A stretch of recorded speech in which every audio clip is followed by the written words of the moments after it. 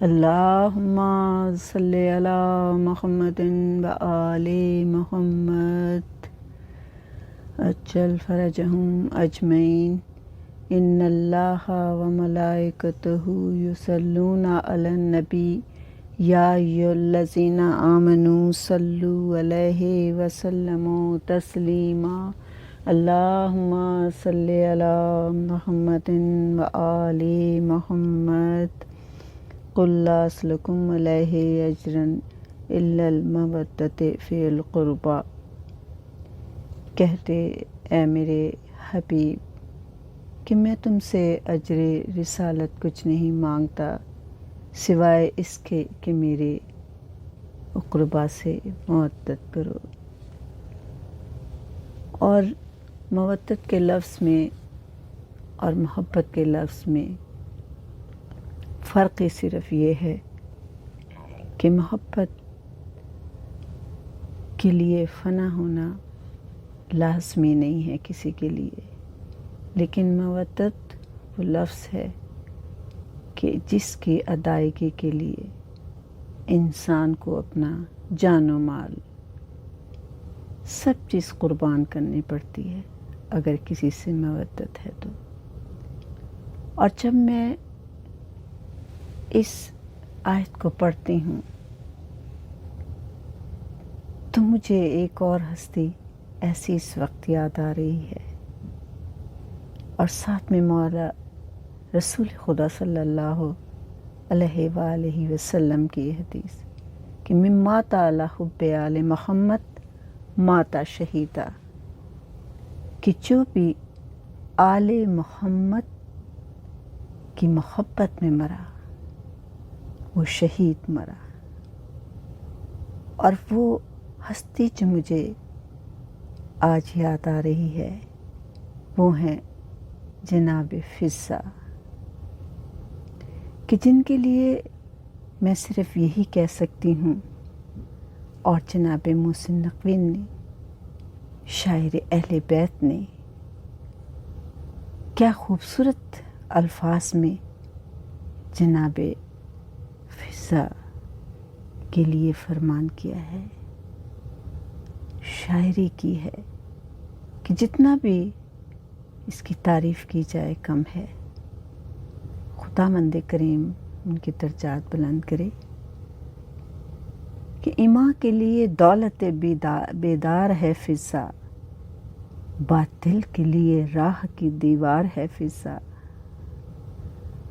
اور حوروں سے بڑی صاحب کردار ہے فضہ، اور اتنا بڑا انعام کنیزی میں کہاں ہے، زہرا نے بہن کہہ دیا حسنین کی ماں ہے۔ جتنا بھی اس لفظ کو میں پڑھتی ہوں کہ زہرا نے بہن کہہ دیا حسنین کی ماں ہے، کیا خوبی ہے میری بی بی فضہ کی، کیا کرامت ہے میری بی بی فضہ کی۔ یہ وہ بی بی ہے کہ جو کہ رہنے والی تو حبشہ کی ہے،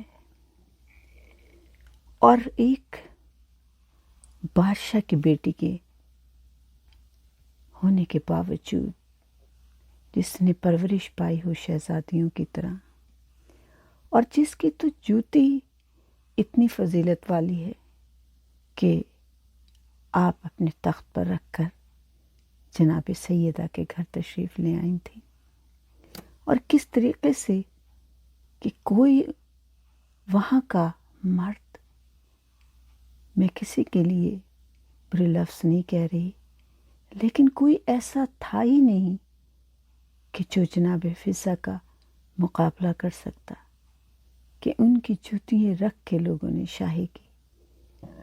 وہ اتنی عظمت والی باکردار میری بیوی ہیں، اور ایسی بیوی کہ جب بھی وہ بولتی تھیں تو قرآن کے ساتھ ہی بولتی تھیں، کیونکہ قرآن اہل بیت کے ساتھ ہے اور اہل بیت قرآن کے ساتھ ہیں، اس لیے اس گھر میں اہل بیت کے گھر میں ہر وقت قرآن کا چرچا رہتا تھا، اور جناب فضا ہر وقت خدمت میں رہتی تھیں، اور صحبت محمد و آل محمد کی برکت نے ان کو علم قرآن اور حدیث کی بڑی عالمہ بنا دیا تھا، اور قرآن تو ان کے رگو پے میں ایسے سرایت کر گیا تھا کہ انہوں نے بولنا بہت کم کر دیا تھا، اور جب کوئی کہتا تھا کہ آپ بہت کم بولتی ہیں تو آپ کہتی تھیں اس لیے کہ کوئی جھوٹی بات زبان سے نہ نکل جائے، اور جو کچھ آپ بولتی تھیں وہ قرآن کی آیات ہوتی تھی، جو مطلب کسی پر ظاہر کرنا ہوتا تھا اسی مضمون یا اس سے ملتی جلتی کوئی آیت قرآن پڑھ دیتی تھی اور لوگ آپ کا مطلب سمجھ لیتے تھے۔ 20 سال سے وہ اسی طرح بولتی رہیں، اور اسی لیے ان کا نام متکلمہ بالقرآن ہو گیا تھا، یعنی قرآن سے کلام کرنے والی بی بی۔ اور ابو القاسم نے اپنی کتاب میں ایک شخص کی زبانی یہ واقعہ نقل کیا ہے، اور وہ یہ کہتے ہیں کہ میں ایک مرتبہ صحرا میں اپنے قافلے سے بچھڑ گیا، وہاں میں نے ایک بزرگ خاتون کو پایا جو ایک سیاہ بڑی چادر میں لپٹی ہوئی تھی، اور ظاہر ہے اس صحرا میں پریشان تھا، تو میں نے ان کو دیکھا تو میں اور زیادہ پریشان ہوا کہ یہ معصمہ سن رسیدہ ہیں، یہ یہاں پر کیسے پہنچی ہوں گی۔ میں ان کے نزدیک گیا کہ میں ان سے پوچھوں کہ یہ کسی پریشانی میں ہیں۔ جب میں ان کے پاس گیا اور میں نے کہا کہ آپ کون ہیں، تو انہوں نے جواب میں یہ آیت پڑھی، قُلُّ السَّلَامٌ فَسَوْفَ يَعْلَمُونَ، سلام کہہ بس انہیں معلوم ہو جائے گا۔ جب انہوں نے یہ بات مجھے کی نا قُلُّ السَّلَامٌ، تو میں اپنی اس بے ادبی اور کوتاہی پہ نادم ہوا کہ میں جب ان کے پاس آیا ہوں تو مجھے پہلے انہیں سلام کرنا چاہیے تھا، اور جناب فضا نے اس مسلمان مرد کو احساس دلایا کہ مجھ سے بات کرنے سے پہلے یا کسی سے بھی بات کرنے سے پہلے سلام کرنا چاہیے، تو انہوں نے فوراً سلام کیا۔ آپ دیکھیں کہ ان کی زندگی کا ہر پہلو کس طریقے سے اجاگر ہوتا ہے کہ یہاں پہ بھی وہ ایک طریقے سے اپنے اخلاق اور اسلام دونوں کی بات سمجھا رہی ہیں کہ جب کوئی دو آدمی آپس میں ملے تو سب سے پہلے سلام میں پہل کرنی چاہیے، اور جو سلام میں پہل کرتا ہے اس کو زیادہ اجر ملتا ہے۔ یہ بھی ایک قرآن کی آیت کے ساتھ ساتھ انہوں نے یہ سمجھایا، یعنی دین اور قرآن کے ساتھ رکھ کر انہوں نے یہ بات بتائی ہے کہ قرآن میں خدا یہ کہہ رہا ہے کہ جب آپس میں ملو تو پہلے سلام کرو۔ اور جب انہوں نے سلام میں نے انہیں کیا تو پھر میں نے ان سے پوچھا آپ یہاں کیسے اس ویرانے میں آ گئیں، یہاں چاروں طرف کچھ بھی نہیں ہے۔ تو انہوں نے جواب میں پھر قرآن کی آیت پڑھی، جیسے میں نے پہلے کہا متکلم القرآن، قرآن سے ہر آیت کا جواب دیتی تھی۔ تو پھر قرآن کی آیت پڑھی، من یہدہ اللہ فما لہ من مضل، جس کی ہدایت اللہ کرے اس کو گمراہ کرنے والا کوئی نہیں۔ یعنی مجھے سمجھ میں آ گیا کہ یہ راستہ بھول گئی ہیں، قافلے کے ساتھ تھیں لیکن یہ راستہ بھول کے اس طرف آ گئی ہیں۔ لیکن مجھے پھر بھی بڑی حیرت ہو رہی تھی کہ اس ویرانے میں اور کوئی مجھے نظر نہیں آیا، اتنی دیر میں یا میں تھا اور یا یہ خاتون تھیں۔ تو میں نے ان سے پھر پوچھا کہ کیا آپ جنوں میں سے ہیں یا انسانوں میں سے؟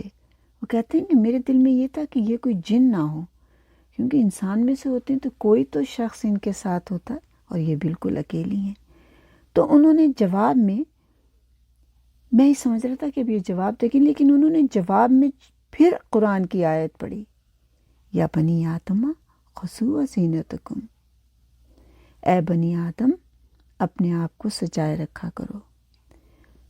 تو وہ سمجھ گئے کہ یہ انسان ہے، جن نہیں ہے، یعنی جو جن کا ان کے دل میں خوف تھا وہ دور ہوا۔ کہتے ہیں پھر میں نے ان سے پوچھا آپ کہاں سے تشریف لا رہی ہیں؟ تو انہوں نے یہ پھر آیت پڑھ دی، ینادون من مکان بعید، وہ دور دراز مقام سے پکارے جاتے ہیں۔ میں سمجھ گیا کہ کسی دور دراز مقام سے آ رہی ہیں۔ میں نے پھر ان سے عرض کیا معظمہ آپ دور دراز مقام سے تو آ رہی ہیں، لیکن اب آپ کا جانے کا کہاں کا ارادہ ہے؟ تو انہوں نے جواب میں یہ آیت پڑھی، وَلِلَّهِ عَلَى النَّاسِ حَجُّ الْبَيْتِ۔ میں سمجھ گیا وہ کہتے ہیں کہ آپ حج کے لیے تشریف لے جا رہی ہیں۔ میں نے پھر ان سے سوال کیا آپ کتنے دن سے سفر میں ہیں؟ تو پھر انہوں نے قرآن ہی کی آیت پڑھی، وَلَقَدْ خَلَقْنَا السَّمَاوَاتِ وَالْأَرْضَ وَمَا بَيْنَهُمَا فِي سِتَّةِ أَيَّامٍ، کہ ہم نے بتحقیق ہم نے آسمان اور زمین کو اور جو کچھ ان دونوں کے مابین ہے اس کو 6 دن میں پیدا کیا۔ تو وہ کہتے ہیں کہ میں سمجھ گیا کہ آپ 6 دن سے سفر میں ہیں اور رستہ بھول چکی ہیں۔ میں نے پھر پوچھا، کیونکہ مجھے ان کے ہونٹ خشک نظر آ رہے تھے، ظاہر ہے صحرا تھا، کھانا اور پانی یہاں پہ کہاں میسر تھا، تو میں نے پھر پوچھا کہ آپ کچھ کھائیں گی؟ تو انہوں نے فوراً ہی یہ آیت پڑھی، وَمَا جَعَلْنَاهُمْ جَسَدًا لَا يَأْكُلُونَ الطَّعَامَ، اور ہم نے ان کے اجسام ایسے نہیں بنائے کہ وہ کھانا نہ کھا سکیں۔ میں سمجھ گیا کہ یہ بھوکی ہیں، میرے پاس کھانا تھا، میں نے انہیں کھانا کھلایا، اور پھر میں اونٹ پر بیٹھ کر چلنے لگا اور وہ پیدل تھیں۔ تو میں نے ان سے کہا کہ آپ ذرا تیز تیز قدموں سے چلیں، کیونکہ میں تو سواری پر ہوں۔ لیکن وہ بزرگ تھیں اور ان سے زیادہ تیز قدموں سے چلا نہیں جا رہا تھا۔ انہوں نے جواب میں پھر یہ آیت پڑھی، لا یکلف اللہ نفسا الا وسعها، اللہ نے ہر نفس کو اس کی وسعت سے زیادہ تکلیف نہیں دی۔ میں سمجھ گیا کہ ان سے تیز نہیں چلا جا رہا اور یہ اس سے زیادہ تیز چل نہیں سکتی، اور میں سواری پر بیٹھا ہوں۔ تو میں نے عرض کیا کہ آپ میرے ساتھ اونٹ پر بیٹھ کر سفر کر لیں۔ انہوں نے جواب میں پھر یہ آیت پڑھی، لَوْ كَانَ فِيهِمَا آلِهَةٌ إِلَّا اللَّهُ لَفَسَدَتَا، اگر ان دونوں زمین و آسمان میں 2 خدا ہوتے تو یہ دونوں فاسد ہو جاتے۔ اگرچہ وہ سن رسیدہ تھیں، یعنی بزرگ تھیں، اور وہ بیٹھ سکتی تھیں میرے ساتھ، لیکن انہوں نے کہا کہ جیسے آسمان اور زمین میں 2 خدا ہوتے تو یہ دونوں فاسد ہو جاتے۔ میں سمجھ گیا کہ آپ کو میرے ساتھ بیٹھنے میں عذر ہے، یعنی ان کو یہ صحیح نہیں لگ رہا کہ وہ کسی غیر مرد کے ساتھ بیٹھیں، اور یہ بھی تربیت اہل بیت میں ہے کہ نامحرم سے کس حد تک دور رہنا چاہیے۔ تو وہ کہتے ہیں کہ میں نے اپنی سواری کو بٹھایا اور میں سواری سے نیچے اتر گیا، اور میں نے کہا کہ آپ بزرگ ہیں، آپ سواری پر بیٹھ جائیں۔ انہیں میں نے سواری پر بٹھایا۔ جب وہ سواری پر بیٹھ گئیں تو انہوں نے پھر آیت قرآن پڑھی، سبحان الذی سخر لنا ھذا، پاک ہے وہ ذات جس نے یہ سواری ہمارے لیے مسخر کی ہے۔ وہ کہتے ہیں کہ میں نے دیکھا کہ اب وہ مطمئن ہے، اور جب ہم چلتے گئے تو کچھ دیر کے بعد ہمیں قافلہ مل گیا۔ جب ہم قافلے کے قریب پہنچے تو میں نے ان سے پوچھا کیا اس قافلے میں آپ کا کوئی واقف کار ہے؟ جواب میں انہوں نے بتانے کے بجائے پھر قرآن کی آیت پڑھی، یا داؤد انا جعلناک خلیفۃ فی الارض وما محمد الا رسول اللہ، یا یحییٰ خذ الکتاب یا موسیٰ انی ان اللہ. یعنی انہوں نے پھر مجھے قرآن سے ہی سارا بتایا. تو میں سمجھ گیا کہ انہوں نے اپنے کسی رشتہ دار کا مجھ سے ذکر کیا ہے. تو میں نے قافلے میں پہنچ کر بلند آواز میں کہا کہ اے داؤد، اے محمد، اے یحییٰ، اے موسیٰ. یہ میری آواز سن کر 4 نوجوان ایک دم سامنے آ گئے اور بہت پریشان سے تھے. میں نے ان معصومہ سے پوچھا یہ 4 جوان آپ کے کون ہیں؟ تو انہوں نے پھر یہ آیت پڑھی، المال والبنون زینت الحیات الدنیا. مال و اولاد دنیاوی زندگی کی زینت ہیں. میں سمجھ گیا کہ یہ سب ان کے لڑکے ہیں. اس کے بعد ان معصومہ نے یہ آیت پڑھی، یا ابتت تاجرہ ان خیر من استجرت القویہ. آمین.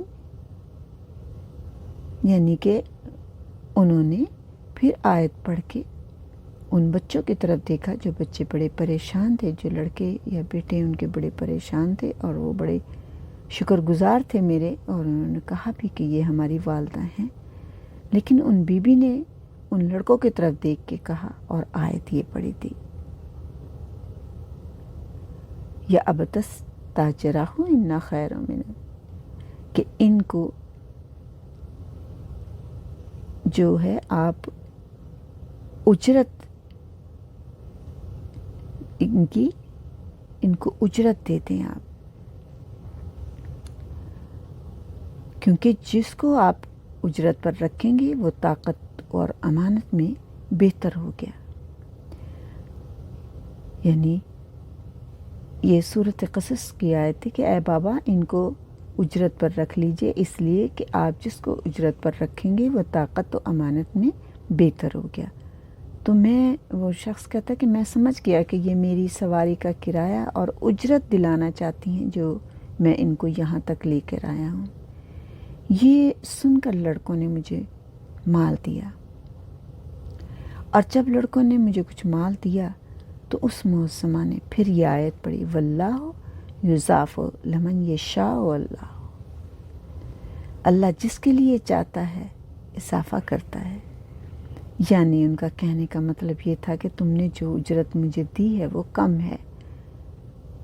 تو ان کے لڑکوں نے مجھے کچھ اور مال دیا. تب میں نے ان لڑکوں سے پوچھا کہ یہ معصومہ آپ کی کون ہے؟ تو انہوں نے کہا یہ ہماری والدہ ہے، اور یہ ہماری والدہ ہیں، ان کا نام فضہ ہے، اور یہ جناب فاطمہ الزہرا سیدۃ النساء العالمین کی کنیز ہیں. اور اب یہ انہوں نے 20 سال سے سوائے آیات قرآنی کے ایک لفظ اپنے منہ سے ادا نہیں کیا، اور ہمیشہ جب بھی کوئی سوال کرو تو یہ قرآن کی آیات سے جواب دیتی ہیں.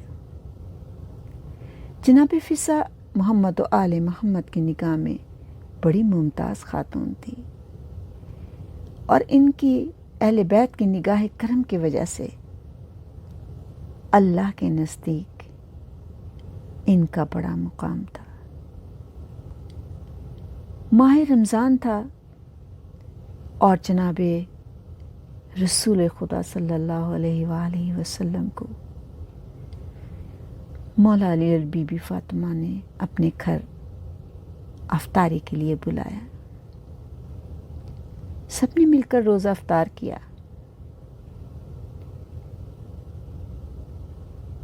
پہلے دن حضرت علی نے بلایا تھا، دوسرے دن جناب فاطمہ الزہرا نے دعوت دی. اسی طرح رسول خدا صلی اللہ علیہ وآلہ وسلم تشریف لائے اور آپ نے روزہ افطار فرمایا. پھر تیسرے دن مولا حسن علیہ السلام نے دعوت دی اور روزہ افطار کروایا. اس کے بعد مولا حسین نے درخواست کی. اب مولا حسین کی درخواست پر رسول خدا تشریف لائے. اور آپ نے ان شہزادوں کی دعوت قبول فرما کر روزہ ان کے گھر افطار کیا اور ان تمام دنوں میں جناب فضہ یہ دیکھتی ہیں کہ رسول خدا آتے ہیں اور روزہ افطار کرتے ہیں۔ آج جب جناب رسول خدا دروازے کے نزدیک پہنچے تو پیچھے پیچھے جناب فضہ گئیں اور آپ نے کہا، یا رسول اللہ، کل آپ میری طرف سے آئیں اور روزہ افطار کریں۔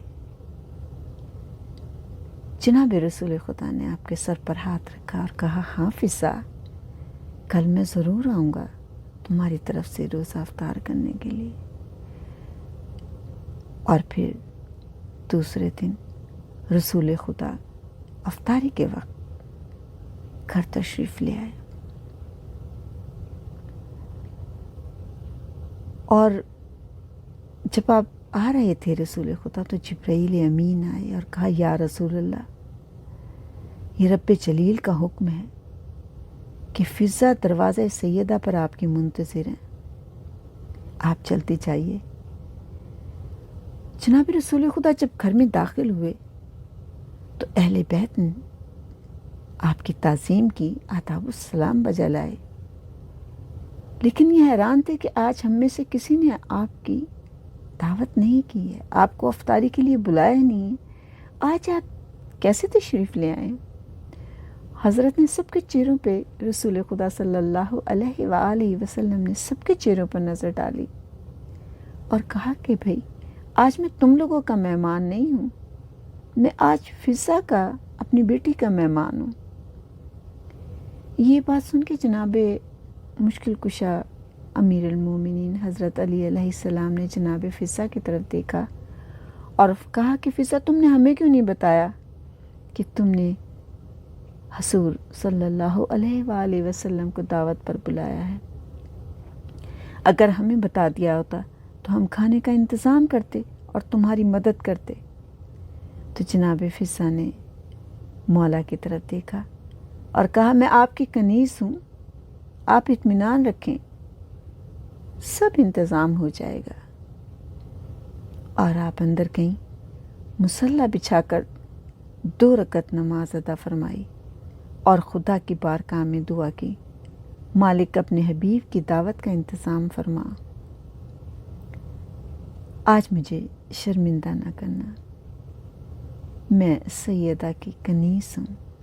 دعا قبول ہوئی اور آسمان سے کھانا نازل ہوا اور وہ اس کھانے کو لے کر باہر آئیں، سب نے طعام جنت تناول فرمایا اور جناب رسول خدا نے کھانا کھانے کے بعد ارشاد فرمایا، الحمدللہ کہ خدا نے مریم بنت عمران کی طرح میری بیٹی کی کنیز کو بھی جنت سے طعام منگانے کا شرف بخشا ہے۔ کہ جناب فضہ ہیں کہ جو اہل بیت کے گھر میں رہتی ہیں، جو اسی طریقے سے کام کرتی ہیں کہ جب رسول خدا جناب فضہ کو لے کے جناب فاطمہ کے پاس آئے اور کہا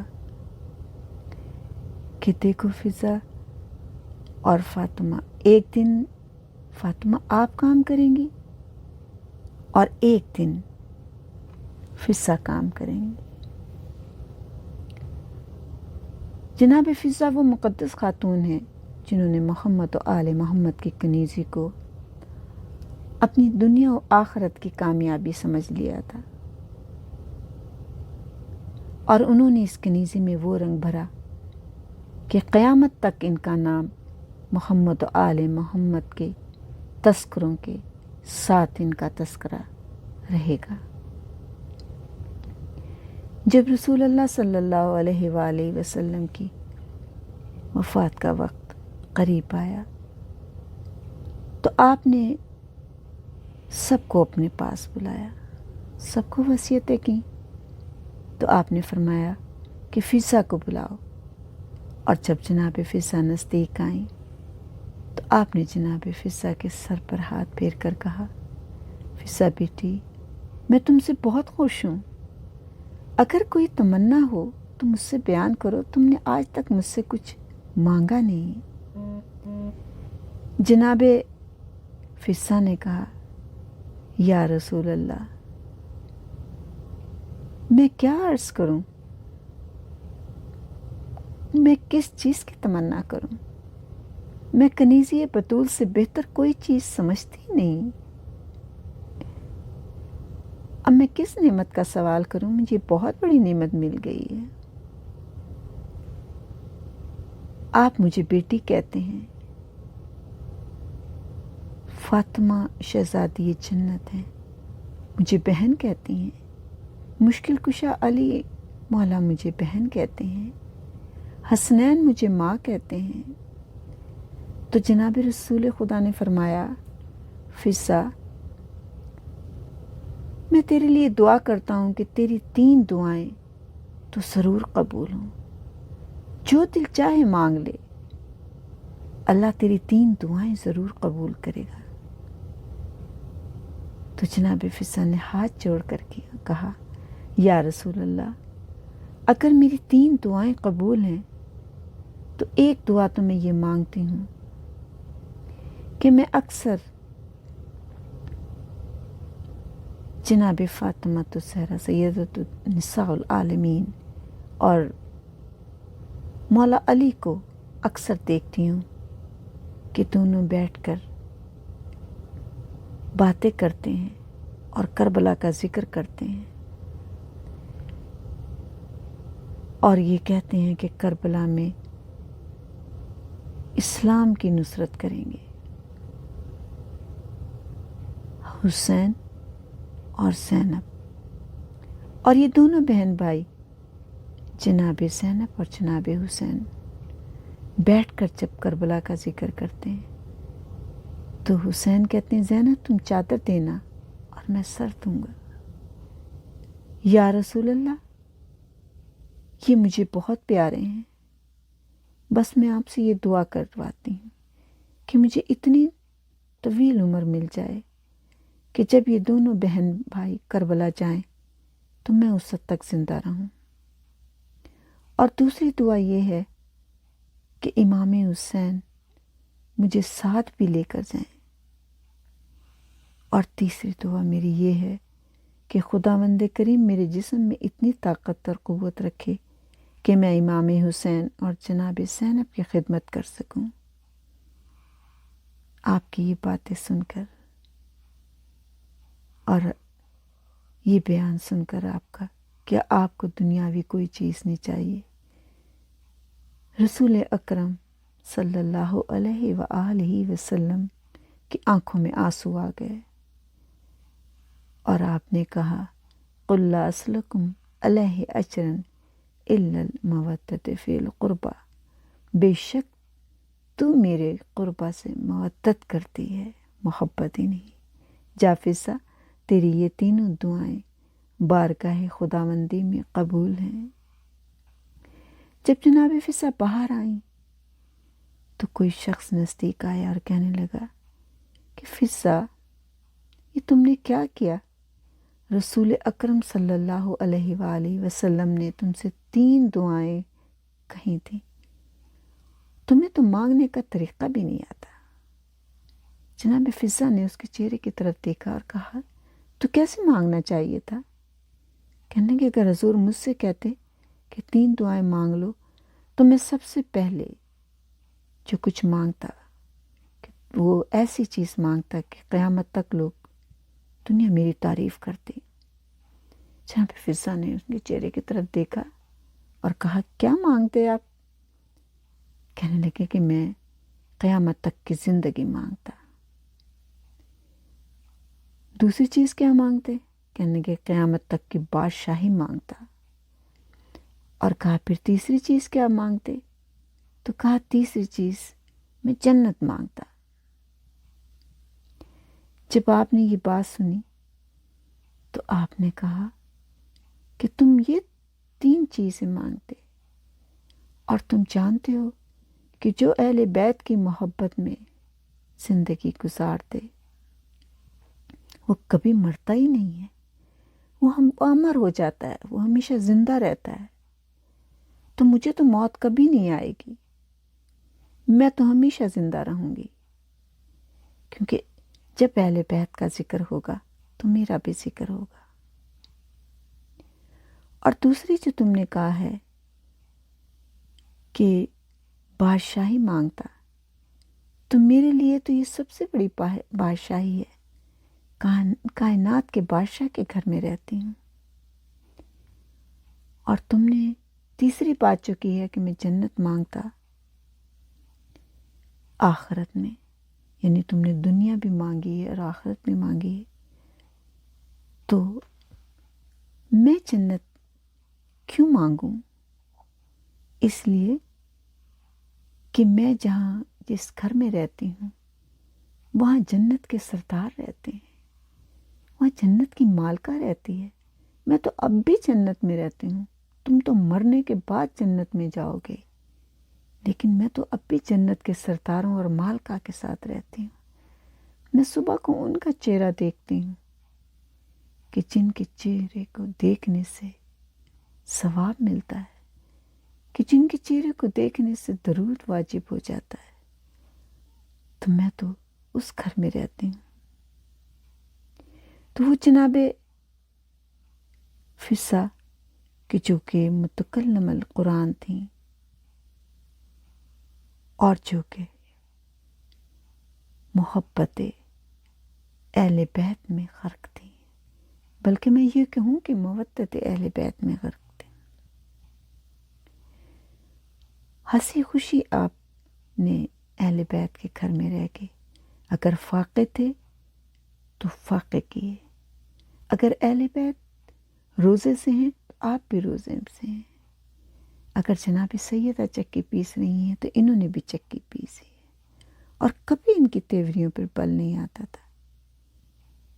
اور بس اہل بیت کی صحبت کی وجہ سے ان کا دل خدا سے بھی اتنا لگ گیا تھا کہ دنیا کی زیب و زینت کی ان کی نظروں میں کوئی قدر نہیں تھی۔ آخرت کا خیال ہر وقت ان کے پیش نظر رہتا تھا، ہر وقت شب روز یاد خدا میں مصروف رہتی تھی، دن میں روزہ رکھتی تھی اور رات بھر عبادت میں مشغول رہتی تھی۔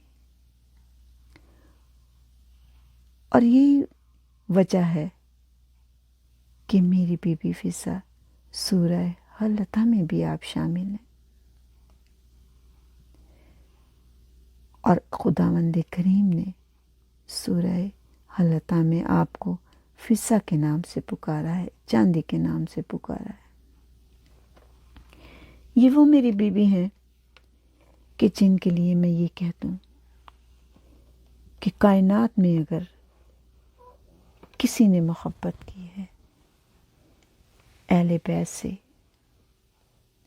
تو جناب سلیمان فارسی بھی مردوں میں ان کا نام آتا ہے، لیکن عورتوں میں جناب فضہ نے جو قربانی دی ہے اس کی مثال ملنے مشکل ہے۔ جناب رسول خدا کی وفات کے بعد جناب فاطمہ الزہرا سیدۃ النساء العالمین بہت پریشان رہتی تھیں، اور اس وقت تسلی دینے والی جناب فضہ ہوتی تھیں۔ اور وہ جناب فضہ کہ جب میری بیوی پہ دروازہ گرا تو آپ نے اس وقت جو سب سے پہلے آواز دی تو کہا تھا، فضہ چلتے آؤ، میرا محسن شہید ہو گیا۔ یہ وہ جناب فضہ ہیں کہ جن کو جناب فاطمہ الزہرا سیدۃ النساء العالمین نے اپنی بہن کی طرح چاہا۔ اور جب جناب فاطمہ الزہرا کا آخری وقت تھا تو آپ نے جناب فضہ کو جیسے اپنے بچوں کو وصیت کی، جیسے اپنے شوہر مولا علی مشکل کشا کو وصیتیں کی تھیں، ایسے ہی جناب فضہ کو پاس بلایا۔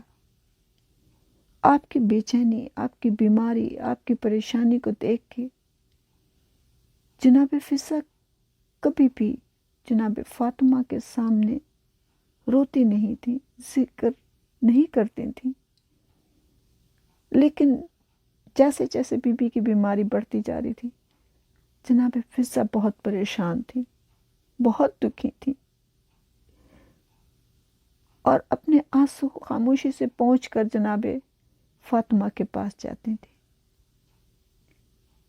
اور جناب فاطمہ نے آپ کو بلایا، اور بلانے کے بعد دونوں ہاتھوں کو تھام کے کہا، فضہ تم میری بہن ہو، میرے بچے بہت چھوٹے ہیں،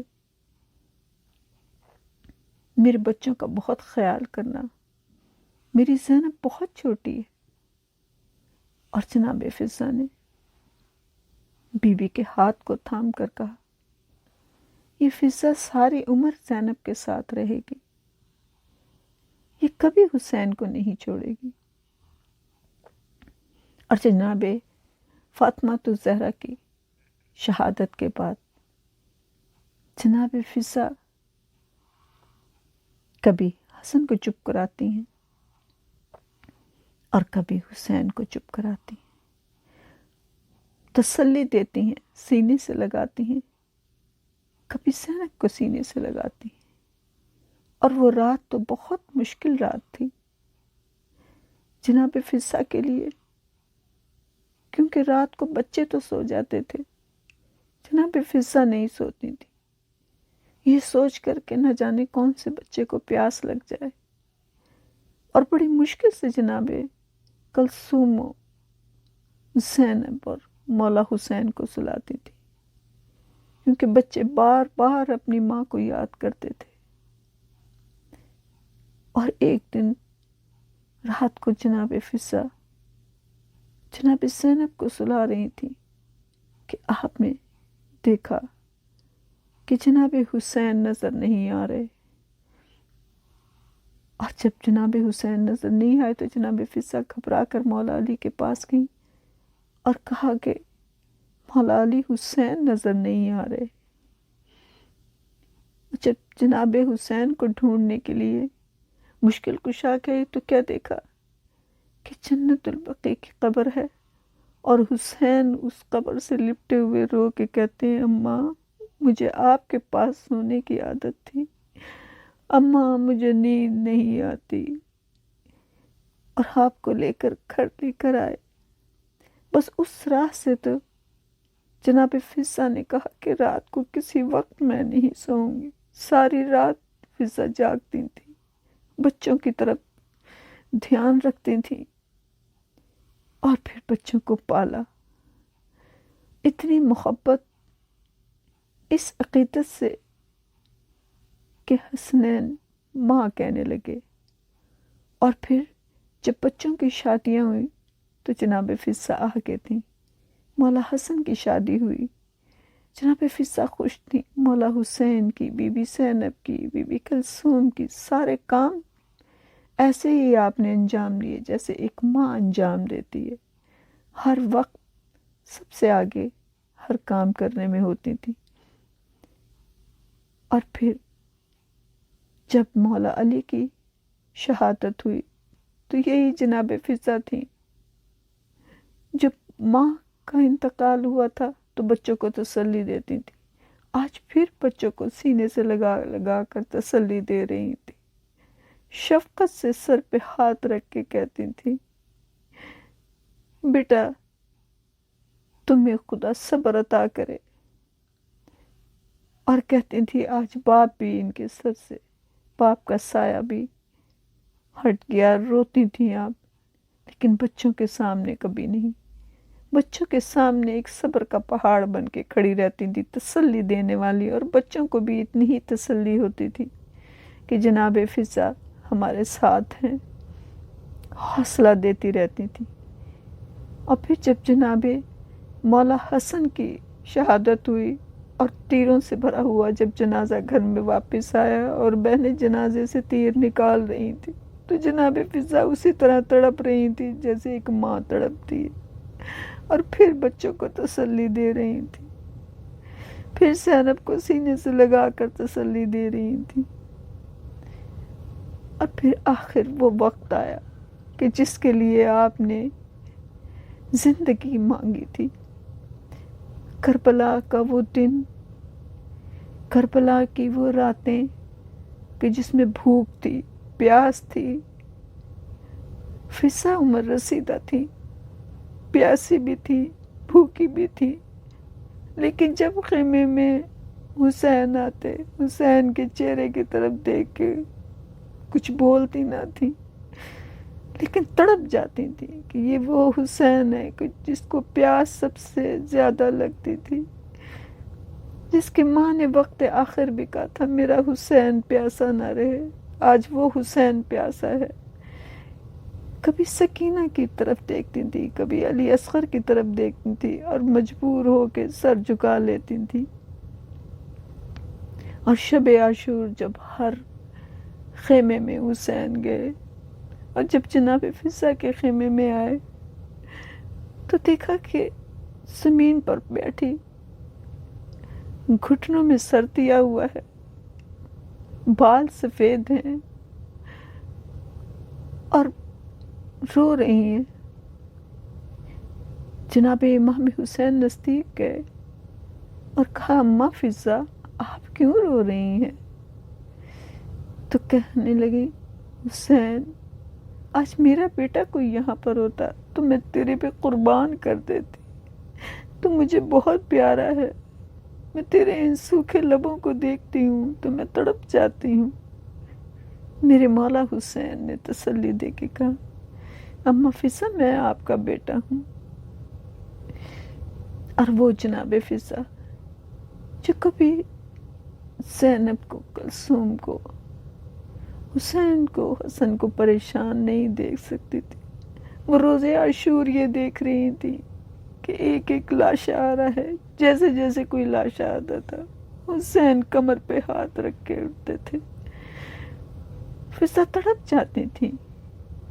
اور وہ وقت کہ جب علی اکبر کا لاشا آیا، زینب تڑپ رہی تھی، ام لیلہ تڑپ رہی تھی، حسین خیمے کی در پہ کھڑے تھے اور جناب فضا اس منظر کو دیکھ کے رو رہی تھی۔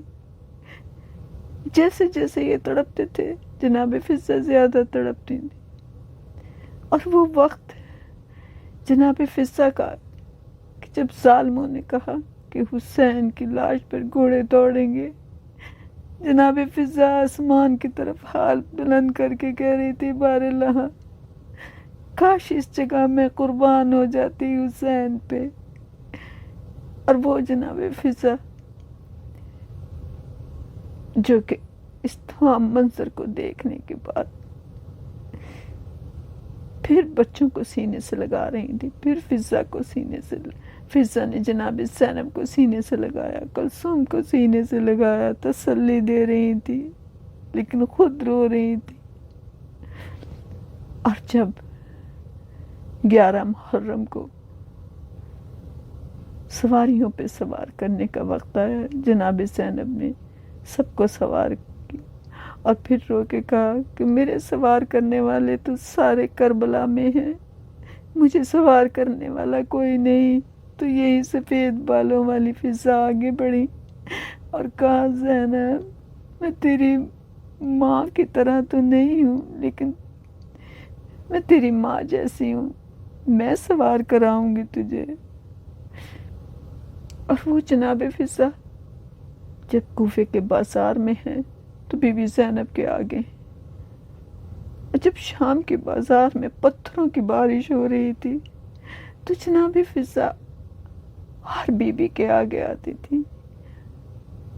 جب تعزیانے پڑھتے تھے تو جناب فضا کی کمر پہ بھی تعزیانے پڑھتے تھے۔ اور بلکہ میں یہ کہتی چلوں کہ شام غریبہ میں جب چادریں چھن رہی تھی تو یہ فضائی بی بی تھی جو ہر بی بی کے آگے آ کے کھڑی ہو جاتی تھی، لیکن اتنے نیزے لگے کہ ان کی کمر میں بھی زخم تھے، ان کے بھی تازیانوں کے نشان تھے۔ اور جب شام میں پتھروں کی بارش ہوئی ان کا بھی سر زخمی تھا، لیکن کوشش کر رہی تھی کہ کسی طرح سے میں زینب و کلثوم کو پتھروں کی بارش سے بچا لوں، سجاد کو پتھروں کی بارش سے بچا لوں۔ اور یہ बीबी जब यजीद के दरबार में आई तो जनाब फिजा जनाब ज़ैनब के आगे खड़ी थी, और जब जनाब ज़ैनब ने यजीद को जवाब दिया तो शिमर से कहा कि मैं इस औरत से नाउज़ुबिल्लाह बात करना चाहता हूँ। और जनाब फिजा ने कहा, तू कौन होता है जो मेरी शहजादी से बात करेगा? तो कहा कि इस औरत को यहाँ से हटा दो। तो शिमर कहता है, तू इस औरत को कैसे हटाएगा?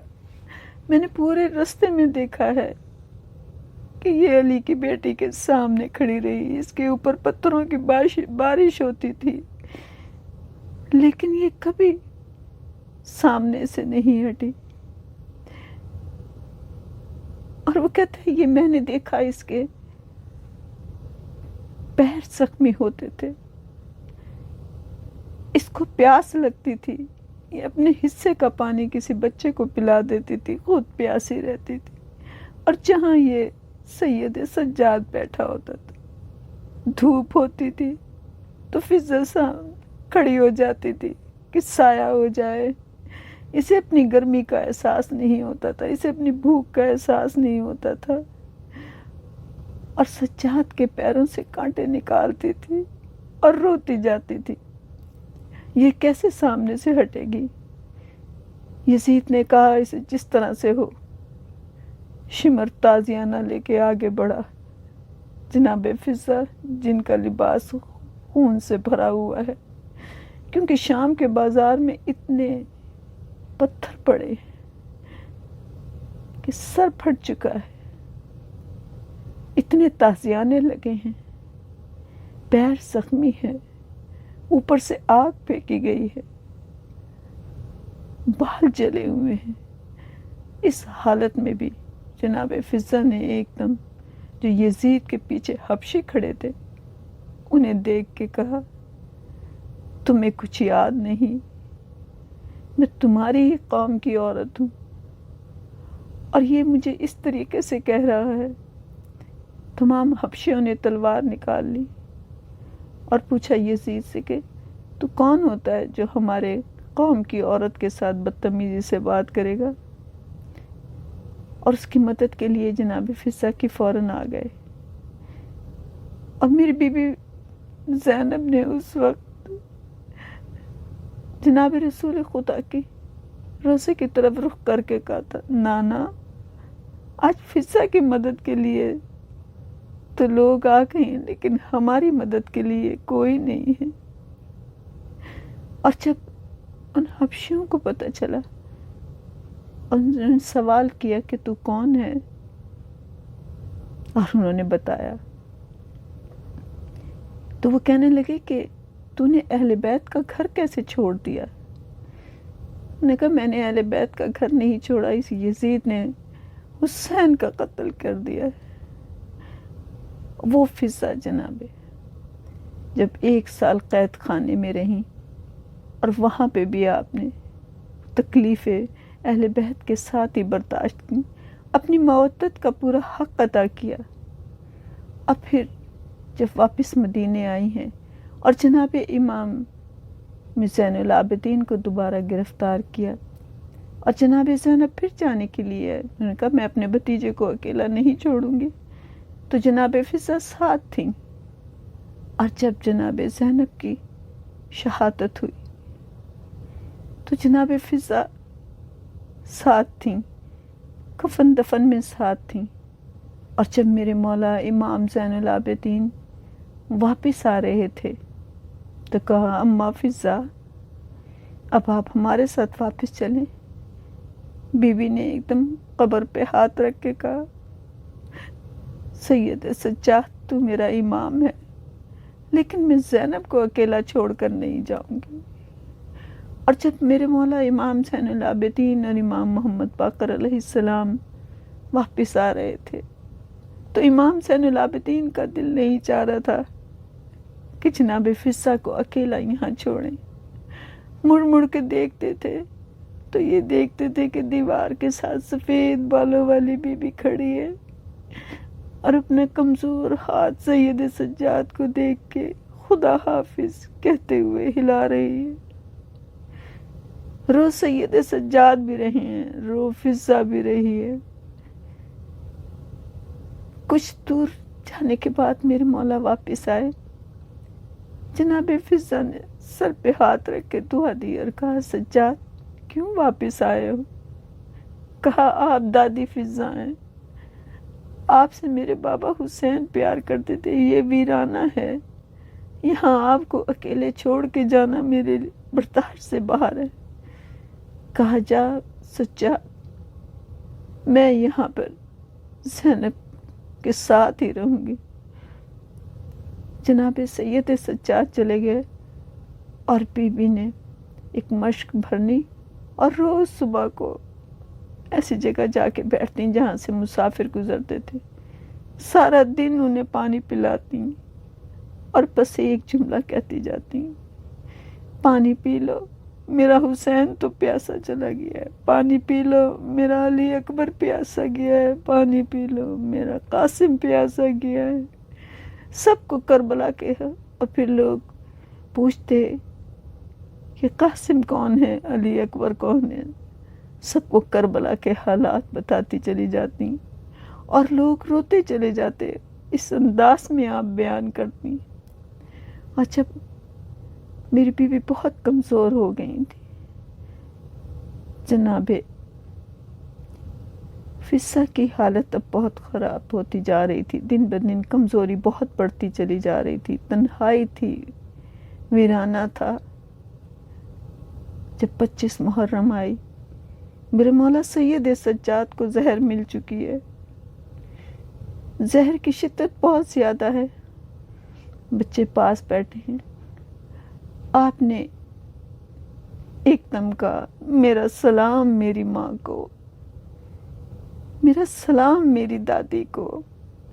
جناب محمد باقر علیہ السلام کہتے ہیں بابا دادی کہاں ہیں؟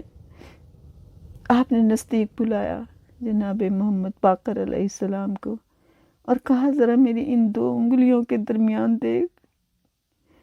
جناب باقر علیہ السلام نے دیکھا کہ جناب فضا ہیں اور آپ زمین پر لیٹی ہیں، طبیعت بہت خراب ہے، اور آپ بار بار آواز دے کے کہتی ہیں سجاد تو وقت کا امام ہے، بس اب میرے پاس آ جا۔ میرے مولا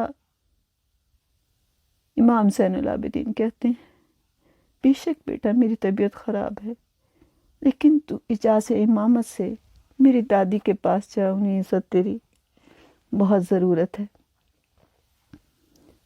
جناب محمد باقر علیہ السلام تشریف لائے۔ جناب فضا نے ایک دم آنکھ کھول کر دیکھا اور کہا میرا سجاد نہیں آیا، کیا دادی سے ناراض ہے؟ جناب محمد باقر علیہ السلام نے کہا دادی میرے پاپا کی طبیعت بہت خراب ہے۔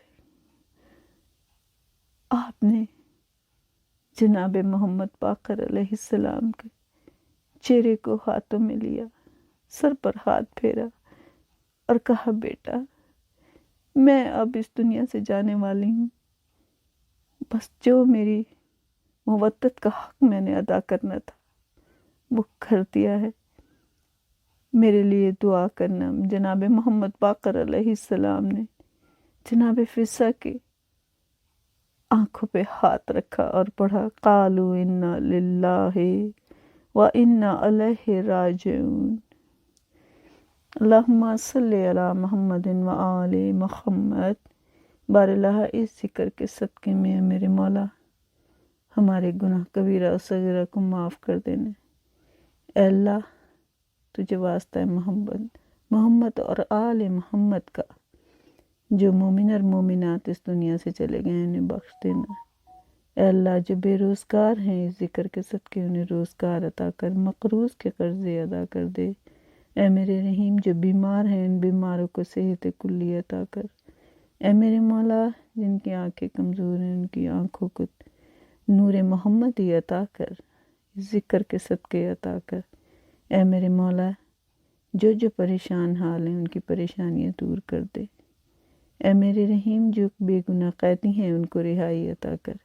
اے میرے مولا ہماری پریشانیوں کو دور کر، اے میرے مولا ہمیں نیک بنا دے اور ہمارے گناہوں کو معاف کر دینا، ہمارے گناہ کبیرہ و صغیرہ کو معاف کر دے۔